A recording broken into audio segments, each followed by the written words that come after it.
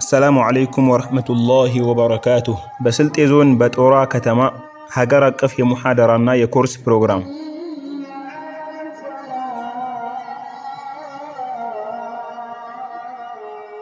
በሐሳብ ስንባክን ካለንበት ሆነን ያለ ፍላጎትም ጭንቀትን ተጭነን መዘናጋት በስቶ አቅል ተረብሾ እምነትም ሲቀንስ ልቦና ቆሽሾ ቀልብ ተሸንፎ ከስሜት ሲስማማ ድንገት ጥሪ መጣ ከጦራ ከተማ።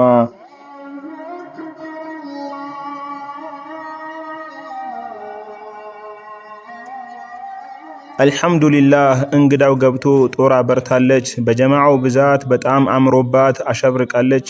ግን አማኝ ሆኖ በዚህ ስብስብ የማይደሰት ይኖር ይሆን ወይ ስላመለጠው የማይጸጸት?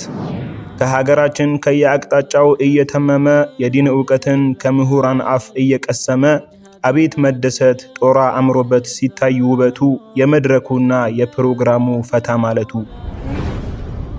በመስጂድ ሆኖ ሰብሰብ ብሎ አብሮ መማማር ቁርአን ሐዲስን በቻልነው ያህል ለማወቅ መጣር ለአላህ ብሎ አላህን ማውሳት በቀንም ማታ ትልቅ የሆነ ሽልማት አለው የልብ እርጋታ።